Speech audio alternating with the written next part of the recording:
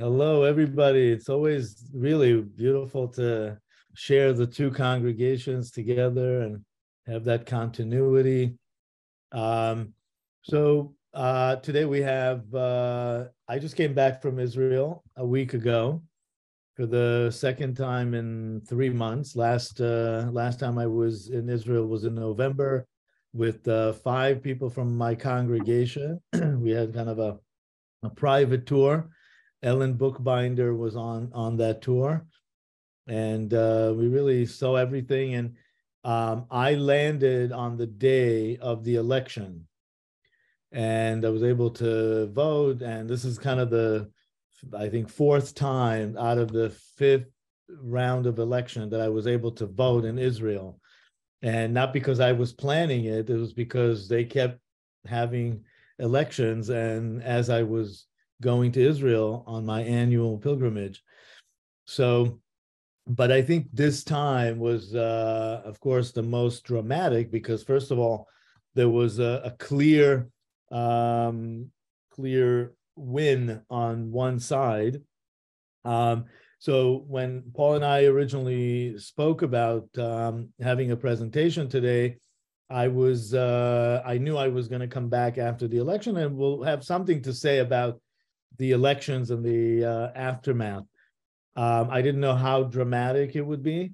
So I kind of want to start with a little bit of the kind of the mindset and the history that happened in the elections going and leading to this specific one. So Israel had 5 rounds of elections in 4 years. And that's really, one would say, insane. And one would say very democratic, because it means that the people are the country is able to, through the parliamentary system, to revise its government. So there's good sides of it and bad sides. Of course, the bad side of it is that it's unstable, and you can't really pass a real budget. You can't really have long-term agreements with international in the international arena and so forth. Some actually important agreements have been achieved. One, of course, the Abrahamic agreement just before this whole round continued, and that was the end of the Trump presidency. But another one just recently, just at the end of the government, just that preceded the current one of Yair Lapid, who was the prime minister. He had the agreement with over the gas, natural gas with Lebanon. Some would say, of course, it's positive that we had this agreement with Lebanon. On the other hand, the way that it was done was not in a most democratic way, because it wasn't even brought to the Knesset, to the parliament. So, there's when the two, and that would lead to our discussion, the current discussion about the judiciary reform. Because even those on the other side now that are protesting against what they see as hijacking of the democracy, they also need to look at their actions and see how they've also gone through their procedures. So that's really the arguments back and forth. I want to set the stage to say that a few things. First of all, I'm going to speak from my experience. I'm not a political expert. I do follow Israeli and American politics closely, because I think it's important for my rabbinate and what is going on, and to speak, in an educated way about current events and connect them to spirituality, of course. So that's one thing. The second thing is, I'm really almost impartial about these things. I'm not trying just for this presentation to be impartial. I'm very centric in my opinions and my views, and I absolutely think that people need to meet in the middle somewhere. And I think in this case too, when we go over these points, to see how maybe they can meet in the middle. And of course, the president of Israel suggested some sort of an agreement that could be somewhere a compromise. So far, the sides have not agreed upon it. So these are the kind of the main introductions that I want to give. And I go to Israel every year, and I take groups, interfaith groups, Jewish Christian groups. Of course, I grew up in Israel, but my whole adult life I spent in New York. So I really am both. I see myself as both. But mostly I look at things at this point, not just from an Israeli lens, but through a Jewish lens. And even wider than that, through the lens of the Holy Land, that other people have really should have say and should act within that global arena. So, okay, the judicial reform. So a lot of people are seeing it as a revolution, and some people seeing it as reform. And of course, these are the two sides of the aisle. So you can't say that this was a surprise, because this is something that definitely, if we talk about Yariv Levin, who is the justice minister now, he's been working towards this for about 2 decades. And it's hard to discuss any current Israeli politics without starting with the most important point in modern history. And when I went with the group to Israel, really basically all recent groups, we start there. We start at Rabin Square, because Rabin Square is where things turned for Israel. In 1995, in November, when Rabin it was after the Oslo Accord, and he really was elected on the basis of not negotiating over the Golan. And then when he negotiated over the Golan Heights in the Oslo Accord, he really angered a lot of people and brought many, many people to the streets. It was right towards the end of my army service and just before I moved to New York. So I've experienced that. He was assassinated 6 months after I already moved to New York, but the whole toxicity, I really experienced that. So what's happening now, the toxicity that we feel now, it's, I would say, on the same level in some ways, and in some ways even greater. More people are out demonstrating than it used to be. But in terms of the toxicity, back then it was terrible too. So this is where Israel is, and it's very dangerous, I think. So there are two people who, since Rabin's assassination, where it was clear at that point who's on the left and who's on the right, and people have kind of threw away their covers. If before that, for any reasons, people were still trying to kind of get to the middle and be more diplomatic.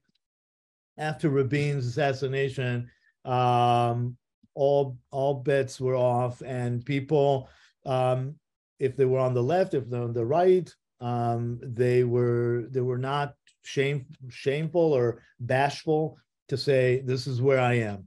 And so in one sense, I would say it's a good thing, because it at least started a real conversation not just on the political level, but at home. And if I compare it to the United States of what happened during the Trump era, where politics really started splitting families. And in a sense, that's what's happening in Israel. The politics is really in the families, but the difference between Israel and the United States is in the United States, people then just didn't speak about politics at home. In Israel, it's impossible. No Israeli family can call itself a family if it doesn't engage in political conversation and arguments, really. So, okay, so after the Rabin's assassination, it seemed like there were these two factions that one was claiming that the other is kind of a milieu that seemed to control everything. The universities, the courts, the Knesset. So a lot of it was Sephardi Ashkenazi, which I don't think I need to explain here, right? Ashkenazi and Sephardi. But a lot of it was also secular and religious. You know, the person who assassinated Rabin was a religious Zionist, and he was viewed as a representative of this whole camp. So that whole camp was really in many ways was ostracized that in many places, and but then they fought back. And what happened in the last 25 years, if I take the last 25 years, when you see the differences, so in the military, for example, it used to be that most of the combat units were actually Ashkenazi, secular kibbutzniks. Today, it's the opposite. It really is. It flipped. It's more Sephardi, traditionalist, more of a what we call, the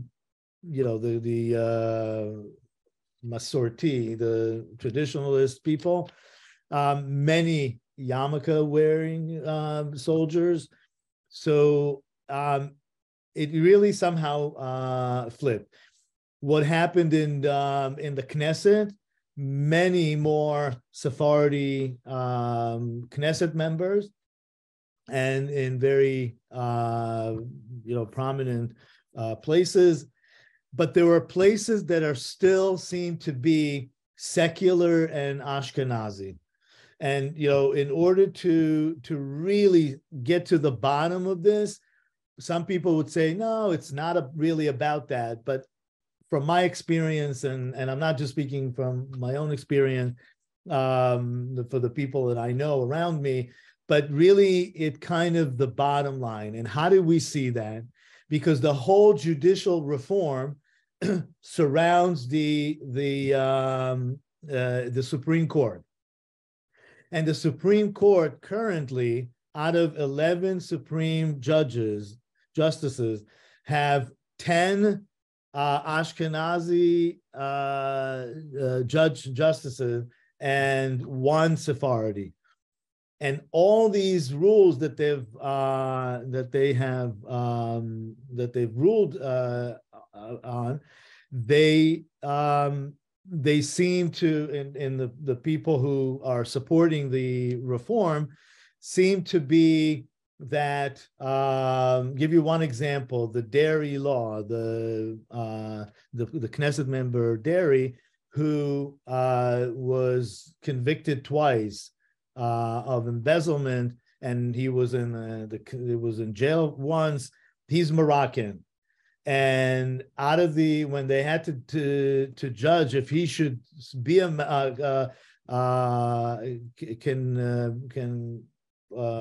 perform as a minister or not, all the Ashkenazi justices ruled against it, and the Sephardi one ruled for him. So it's hard to divorce that conversation. But let's get to the judicial side of it and the points that are contested. So what Yariv Levin, who is the justice minister, and he's working with another person, Simcha Rotman, that I actually had the pleasure of speaking with at the hotel in Jerusalem. One of the mornings we were there. Simcha Rotman is the head of the judicial committee in the Knesset that is also in charge of deciding the makeup of the committee that appoints the justices, the Supreme Court justices. So there are kind of a 3-tier level here that operate. Yariv Levin as the justice minister and bringing the kind of the big picture reform, and then Simcha Rotman, who is the head of the Judiciary Committee in the Knesset, that would literally on the ground would make the rule of who is going to be part of the committee that would select the judges. So I see somebody nodding. And so maybe we'll have comments in a little bit. So currently, the committee that selects the Supreme Court judges is comprised by 3 Supreme Court judges, 2 lawyers that are from the committee that somehow works with the Supreme Court judges. They really are from the same group that select each other.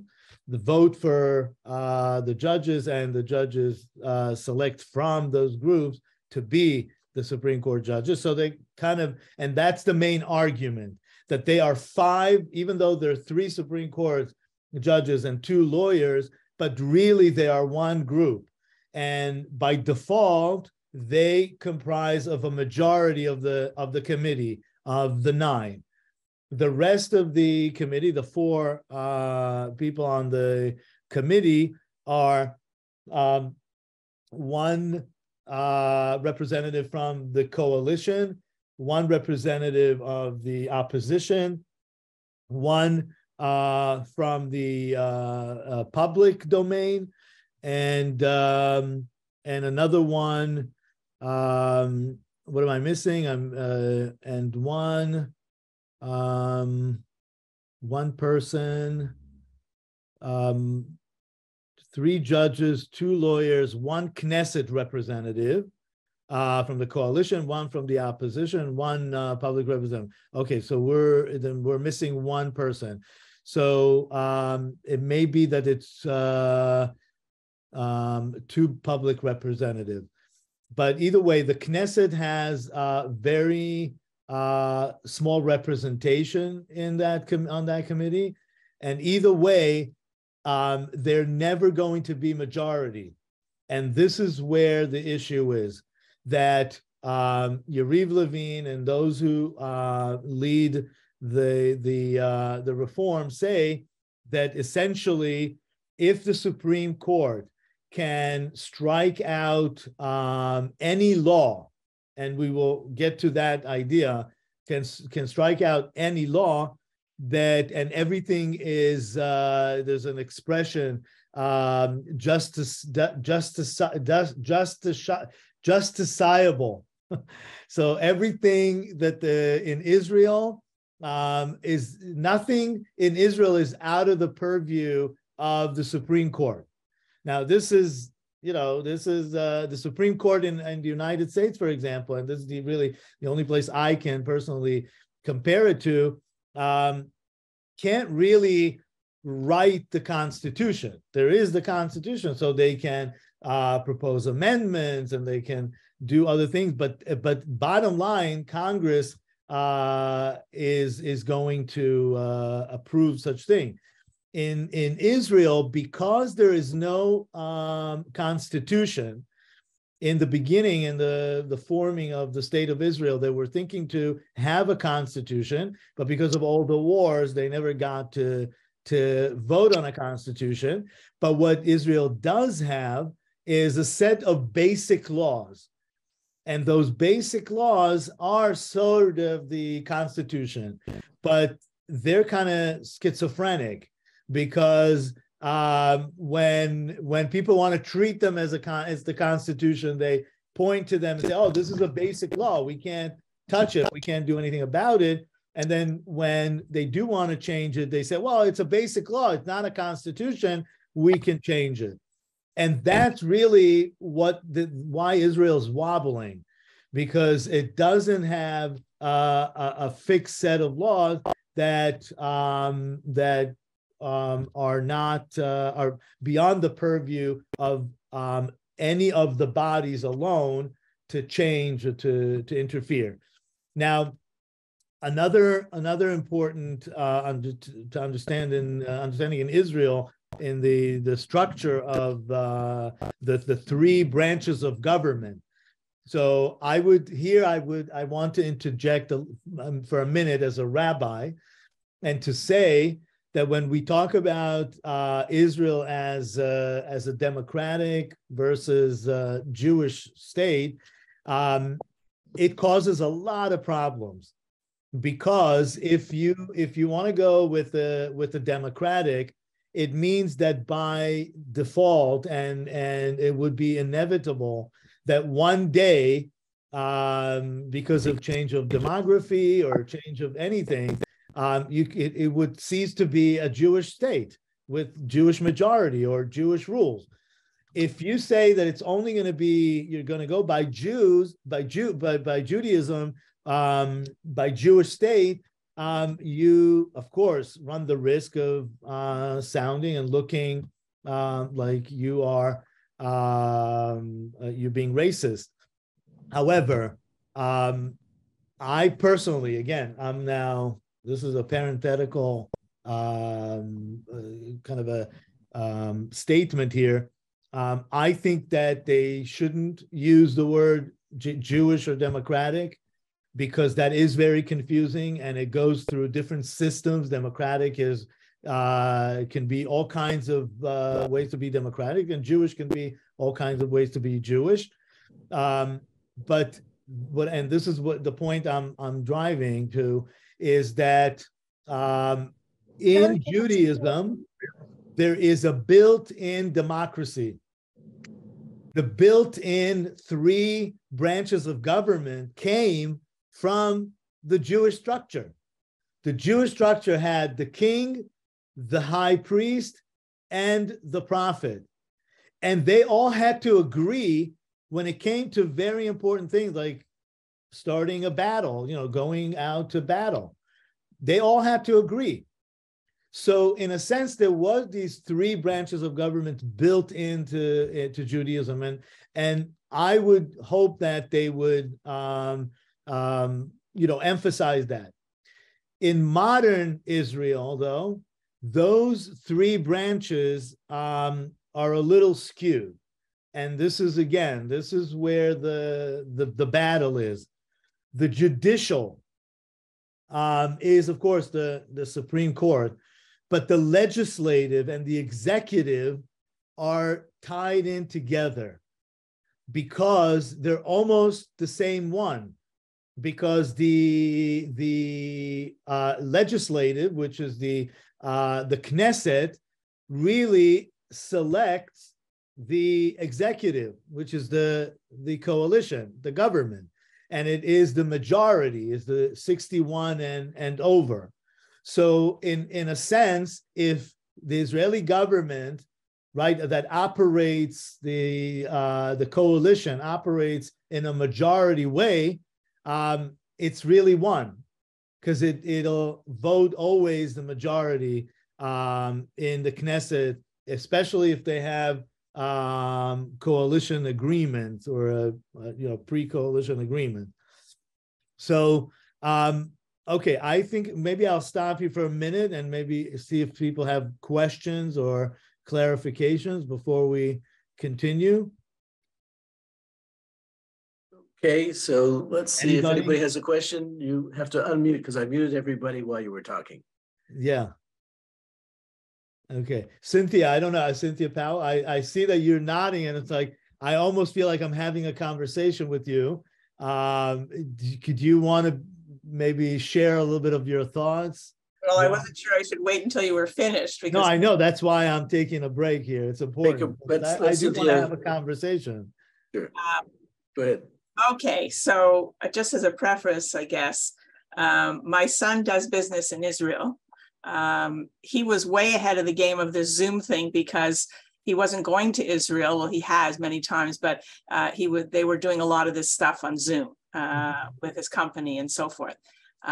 He was very happy, actually, that the government was unstable for quite a while because then he could, the device that that is it's a medical device that they are building in Israel. But now, like, he was there. And, you know, he was quite worried when this whole coalition or whatever, this government, and the reason I was moving my head, shaking my head, is that, you know, the whole adage about, you know, you get three Israelis in a room or three Jews in a room and you get four opinions. So that's why it's a bit like, okay, what are these people going to do? And they went back to the same guy. I mean, no wonder they can't. I mean, he's waiting to be sent to jail. So the head of the government, like, you know, what do you do with this person? Although he seems to be able to leave the government in some ways. So it's very scary. I mean, he went there. He visited, I guess, well, he didn't go through the whole pandemic and so forth, but I guess he was there a few weeks ago. And so I asked him, I said, how is it? He said, well, you know, not much has changed. It's basically the same. And his, you know, the people that he's working with, they lost a few people, but not lost like the organization. But he said, you know, they've worked remotely. They work together, and you know, head of this company, he takes care of all the finances. So as long as the finances are okay, he's all right with it all. But to me, it's always very unstable. You don't know what's going to happen. I mean, this now turnaround of having Bibi is, you know, that was just, you know, they couldn't get anybody. Well, I guess they couldn't agree. So it's very scary because, you know, now you explain part of it, but to me, sometimes I think, you know, Israel could be wiped off the map. It's always in that precarious situation. You explained it a bit differently, so maybe not. Maybe I shouldn't be so worried. And I always worry when he goes there. I worry.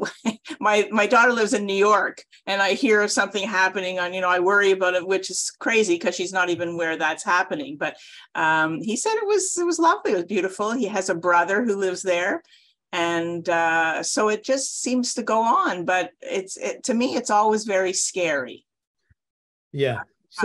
So I'm gonna say a few things and really continue also with the points that I had, but I'm gonna react to what you just said about Netanyahu. You're worried that Israel went back to same person who is indicted. I mean, we don't know he's gonna go to jail, but my personal view on this, and it I think is that it's a combination. You can't. There is definitely an element here that he's trying to get involved in the judicial reform to ease his own procedures, maybe, and just for sure.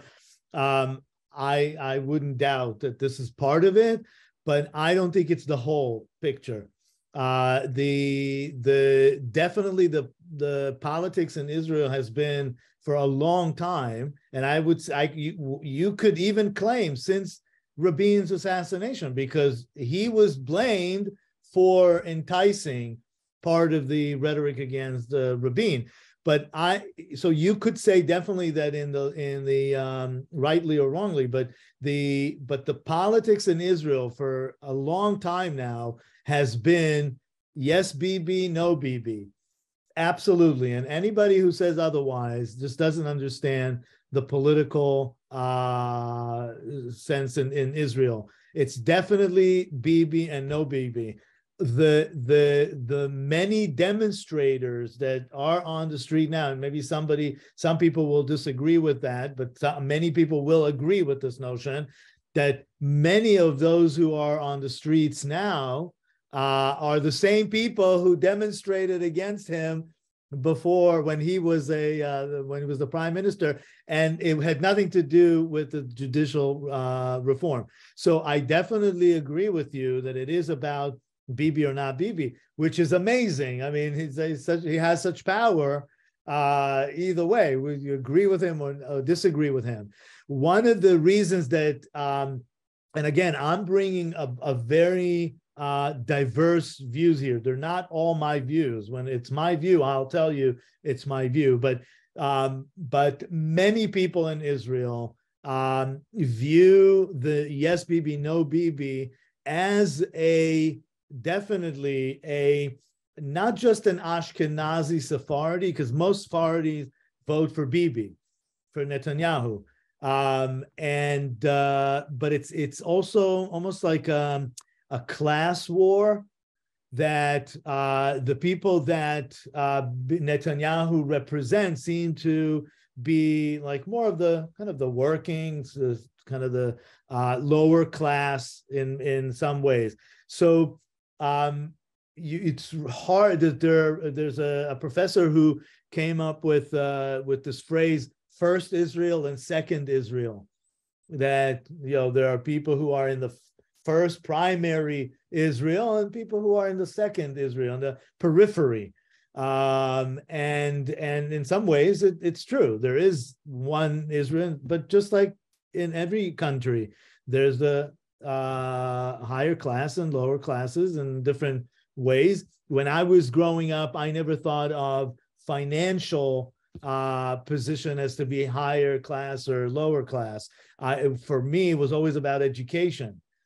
So maybe I grew up in Rehovot. We had two universities, the Weizmann Institute and the University of Agriculture, and we have many professors and doctors, and the classes there were always about education. You almost didn't think about how much money somebody had. It was when I came to the United States when I realized the upper class and the lower class was only measured by your financial statement, which I think personally it's sad, because it's not. There's a lot more than that, and I'm speaking to Canadians that would also, I'm sure, relate to that.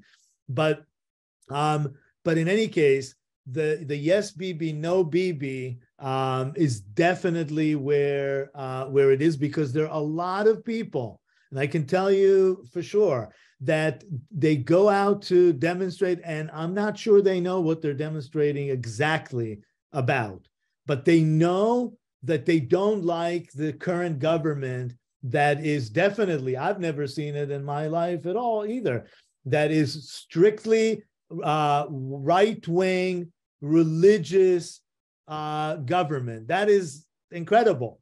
And it really, I think they won on almost like a technical ground, because one of the left-wing Meretz didn't make the threshold and was not in the calculation of the seats. So, but nonetheless, they won the political game that is played, and they deserve their turn. This is the 35th government, Knesset, the 25th, but it's the 37th government. It's interesting how it works. So, but on average, it means that the Israeli government lasts about 2 to 3 years, not more than that. So, but at this point, the government is very clear where it is, and it's on the right, and it's on the religious side, and that scares a lot of people. And that takes us back to where the split is, that we said that in the last 25 years, a lot of progress has been made in terms of bringing Sephardi Jews into places of positions, and the religious people. But there's one citadel, so to speak, that has not been conquered by the rest of the people of Israel, and that's the Supreme Court. The judicial system in Israel is it's not just that it's Ashkenazi. I think it's more than that, because they're in the government today, half of it is Ashkenazi. It's not like it's just, but it's also religious. So here, I think the issue is, it's not just that it's Ashkenazi, it's that it's secular. So you have the establishment of Israel that, you needed to have the red passport. I don't know if you know about that, when the original Labor Party, was the ruling party, of course, and it had all the governmental institutions, and you really needed to have a red passport to get a job, to get anything, to progress in any position in life, really. So certain people with that mindset, which were, of course, Zionist, but they were secular, right? And of course, came from Europe. So in a sense, they feel like, and according to those who say that that's why they're pushing back on it, because they seem to feel that this is kind of the last citadel they have, and they don't want to give that up. Now let's see what they're not going to give up, and this is very important, and this is really where the judicial issue is. So the basic laws in Israel, this is the question: who has the right to change those laws, or to govern, or to override those laws?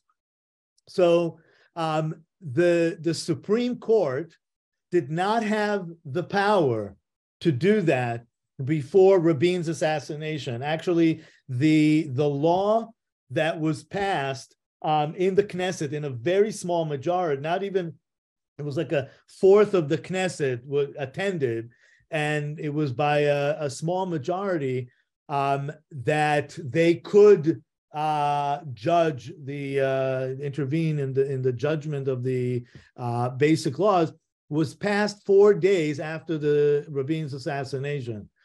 So, and that was kind of under the radar, and that's what Yariv Levin and Simcha Rotman are saying. This was kind of passed under the radar, when the previous notion was that they will not be able to do that. In 1992, when the Likud, life is not without irony, of course.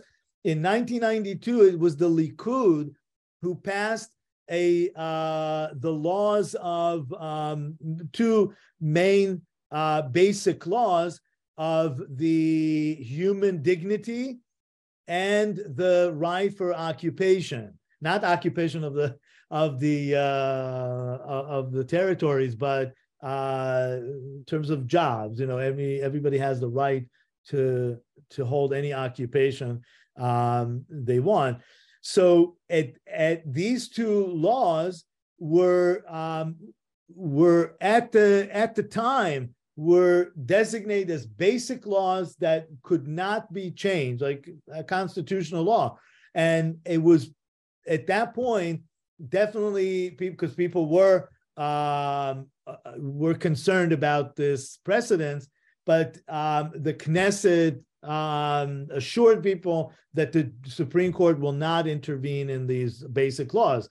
And in 1995, Aharon Barak, who was the president of the Supreme Court, passed through this legislation that the Supreme Court somehow can nothing is beyond its jurisdiction. So that's really where it is now, because at this point it doesn't matter what the Knesset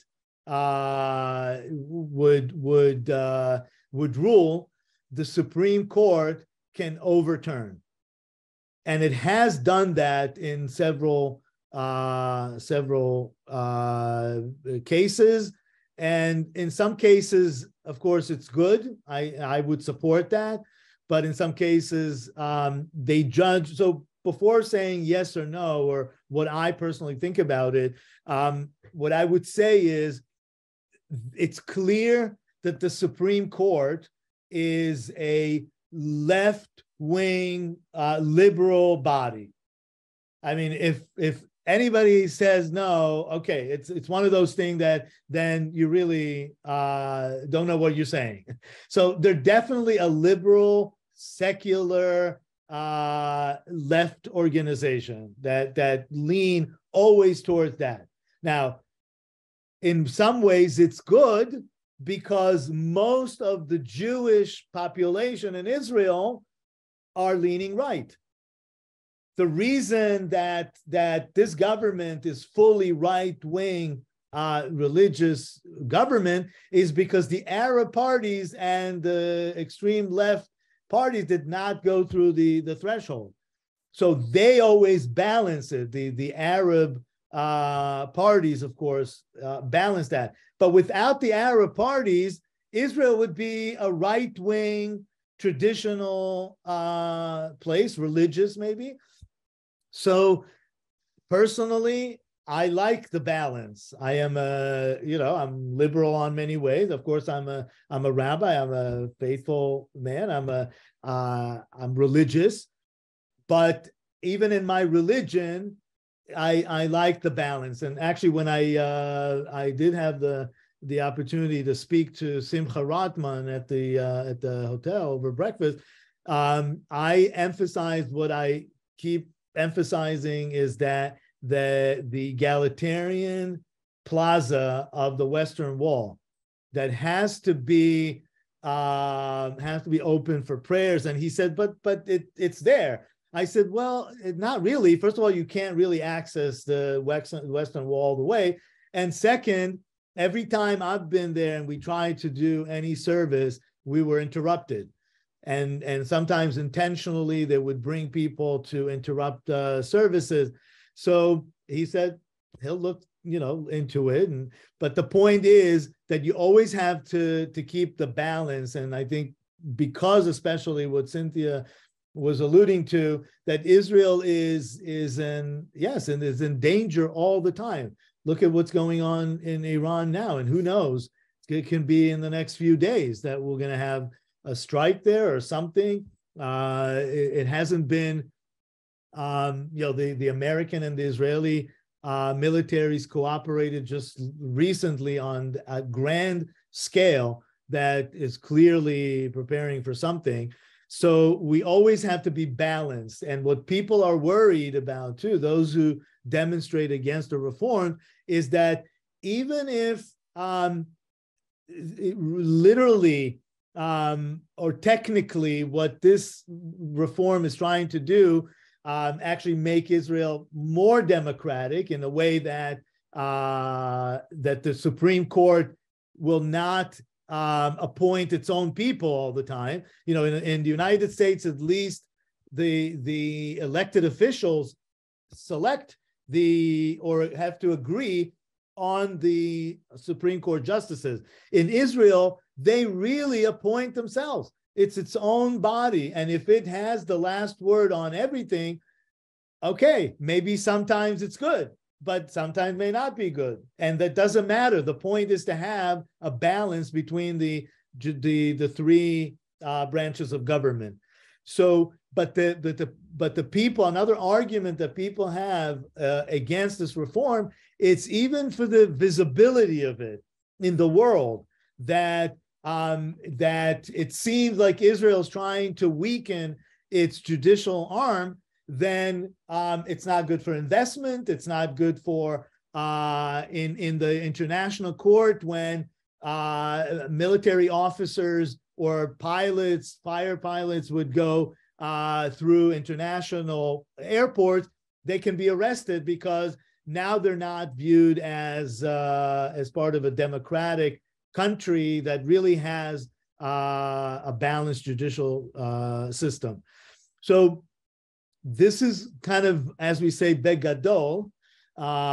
In general, the issue with the judicial reform.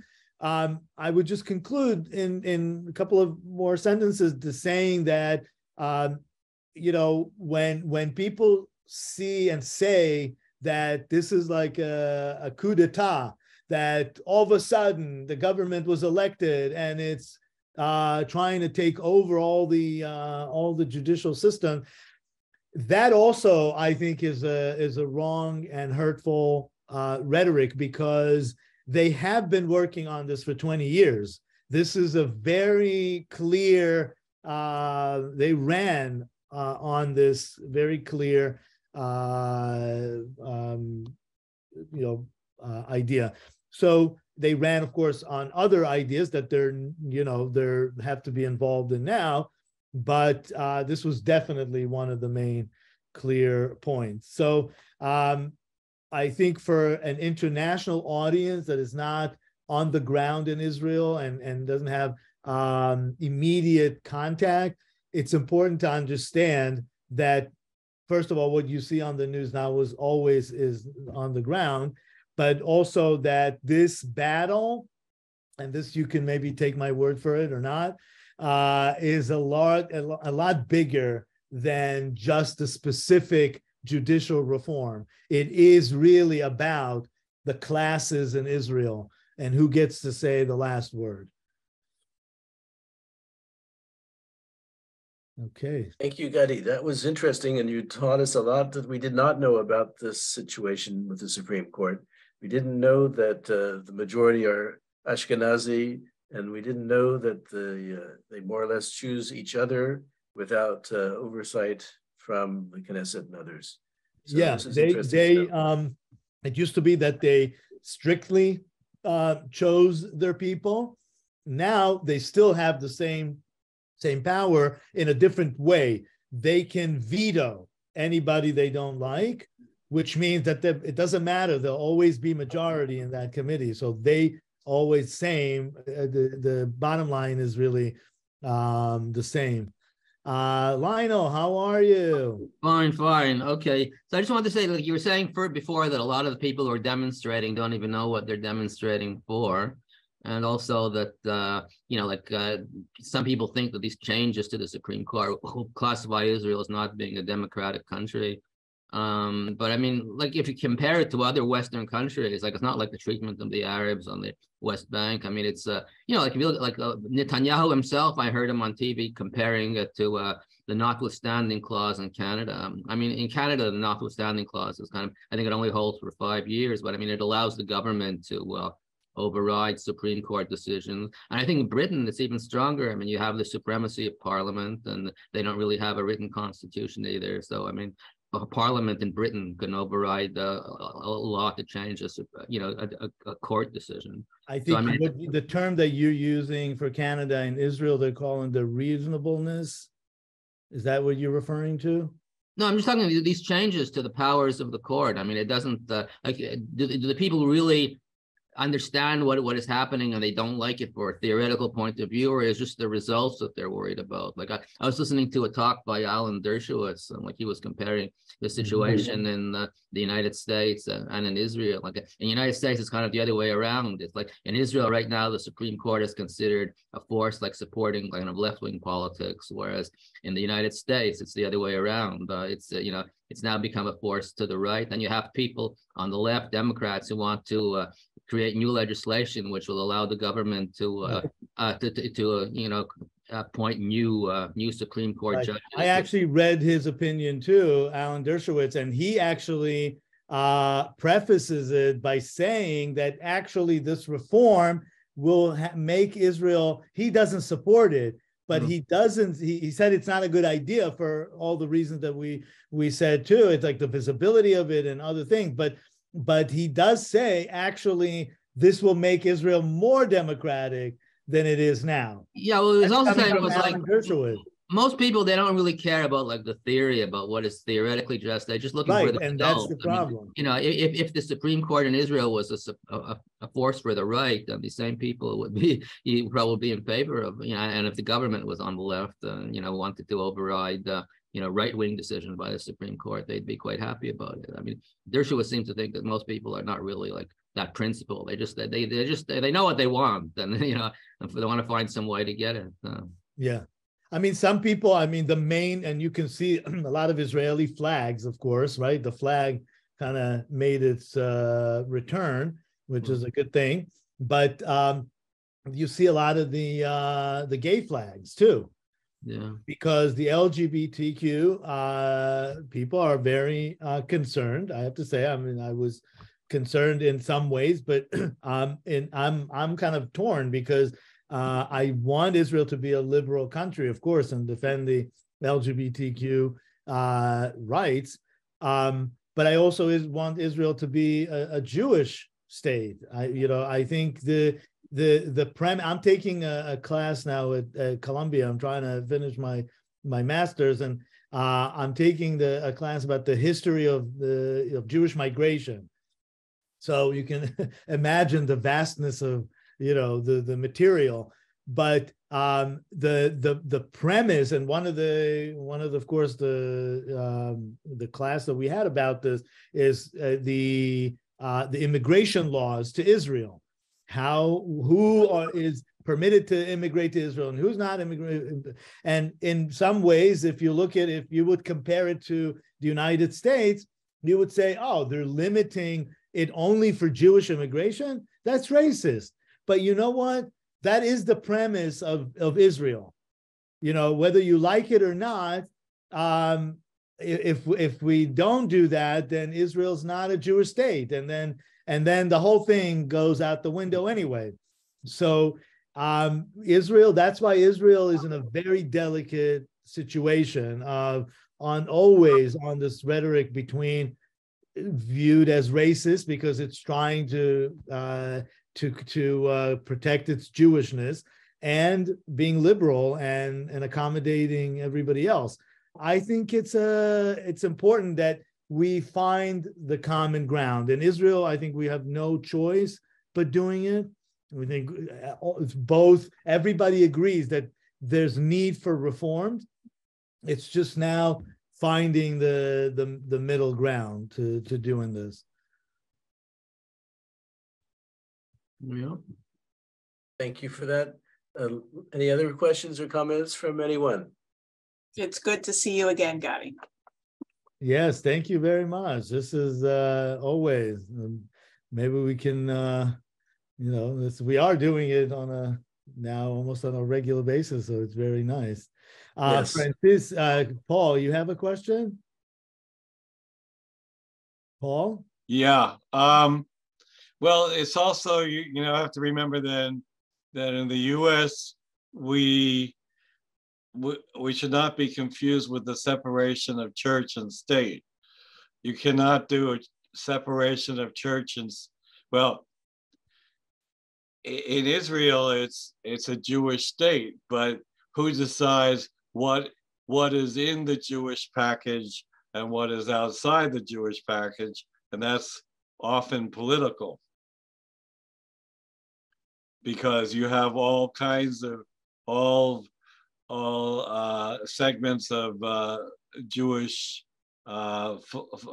religious principles, and it's ironic that in the U.S. the religious right dominates, even though the left is often very liberal, based on legal concepts and for some people religious. Mm-hmm. It's a little confusing. Yeah, I mean, the situation in Israel is totally different than the United States, and a lot of times that when Israel is judged through the eyes of America, it's not going to come out, nice and clean, because there's a different premise. We're a different animal. We share values with the United States, of course, with America in general, but we're not. So it's the way I see it is Israel is particular and the United States is universal. It opens up to the whole idea of the United States is a melting pot of many people. And in Israel, the premise is the Jewish people. So, you have to accept that there are different ways to organize countries and people. Well, what's interesting is that I don't know which of the ancient Greeks it was who, when they talked about democracy, they didn't necessarily think that was the best government. Well, there are different ways to do because it's the majority. Because also, if you is not one facet. There's many ways to do democracy. Well, it's also whether the majority is necessarily, intelligent, rational, and right. Trustworthy. Right. Well, democracy should definitely defend the minorities for sure. That's part of what democracy should do. And if that's why originally, when I started by saying that Judaism itself has a built-in democratic structure in it, the Torah is repleted with the commandment to protect the weak and the poor and a foreigner. I mean, that's a very, you can't misunderstand that. You also have the principle of acharei rabim lehatot. It's really kind of yes, acharei rabim lehatot, after the majority, you rule according to the majority. However, and that's a very good point, is the educated majority. Yeah, they're not elected in the Sanhedrin or the court after the educated majority. Because I mean, if we take just the what the world has been through in the last 3 years of COVID, many people have opinions, but bottom line, you have to follow the experts.